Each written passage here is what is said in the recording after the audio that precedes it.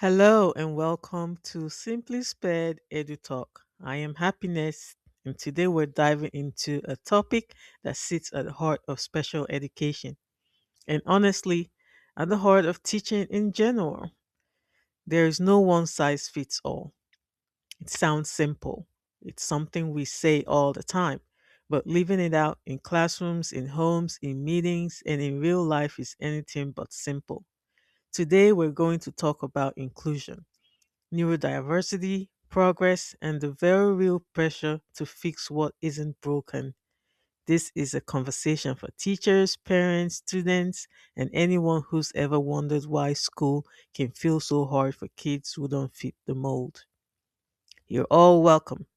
So let's start here. School was built on the idea that most kids learn the same way, at the same pace, with the same expectations. Sit still, listen, process, respond, move on. But that model was never realistic. As teachers, we see it every day. One strategy works beautifully during the first period and completely falls apart by lunch. A student who thrived last week suddenly struggles today, and that doesn't mean anyone failed. It just means learning is human. There is no single program, intervention, accommodation, or teaching style that works for every student every day, and pretending otherwise sets everyone up for frustration. Teachers, parents, and especially the kids. Yet we still feel pressure to find the answer, the perfect strategy, the perfect placement, the perfect plan. And when that plan doesn't work, we blame ourselves, or worse, we blame the child. So, inclusion is one of the most talked about and most misunderstood concepts in education. Inclusion does not mean throwing a child into a general education classroom and hoping for the best. It does not mean ignoring a student's need in the name of fairness. And it does not mean every student belongs in the same setting all the time. Real inclusion means belonging with support. It means asking, what does this student need to assess learning? Where do they feel safe, successful, and valued? How can we balance academic growth with emotional well being? And here's the uncomfortable truth: inclusion will not look the same for every child.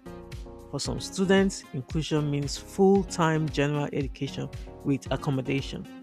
For others, it means a mix of settings. And for some, it means specialized environments where they can actually breathe and learn. Inclusion is not a place, it's a mindset. So let's talk about something that doesn't get said enough: neurodiversity. Neurodiversity is not a sickness. Autism, ADHD, learning disabilities, processing differences, these are not diseases to cure. They are differences in how brains work. And yet, so much of special education is driven by the idea that we need to make kids appear more typical. Sit like this, respond like that, behave this way, learn on this timeline. The pressure to normalize kids is intense. Parents feel it, teachers feel it, students feel it most of all.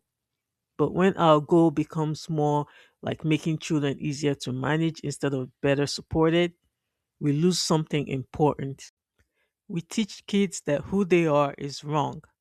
Support should never require a child to erase themselves. One of the hardest things for adults to accept, especially in education, is that progress is not linear. A student may master a skill and then lose it, regulate emotions one day and melt down the next, make huge gains socially but stall academically. And that doesn't mean the progress wasn't real. Growth is messy, it comes in waves, it moves forward, sideways, and sometimes backwards. But our systems aren't built for that. We love data points, we love charts that go up and down to the right. Kids don't work that way. When we expect steady, predictable growth, we create pressure that lands on the child's shoulders. They internalize failure when they can't meet expectations that were never realistic to begin with. Progress should be measured in confidence, communication, independence, and joy, not scores. Teachers are under pressure. Parents are under pressure. Students are under pressure. Teachers are expected to meet diverse needs with limited time, resources, and support. Parents are expected to advocate fiercely while trusting systems that often fail them. So, students are expected to perform, comply, and improve while navigating a world not built for them. And in the middle of all that pressure is a child who just wants to belong. When systems struggle, the blame often shifts downwards to the students. Labels become limits.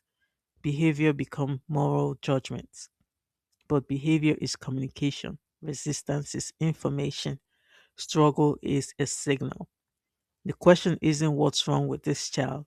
The question is, what is this child telling us?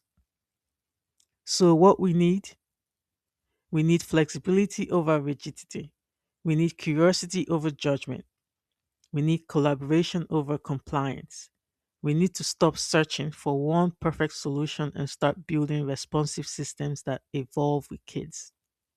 And most of all, we need to remember that support is not about changing who students are, it's about helping them thrive as they are.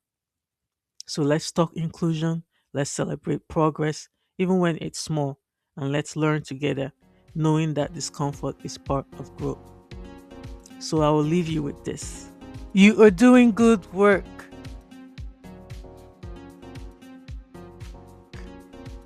And also, our next topic is going to be educator burnout. So let me know in the comment section how you have been burnt out and how you solve that problem. Bye for now.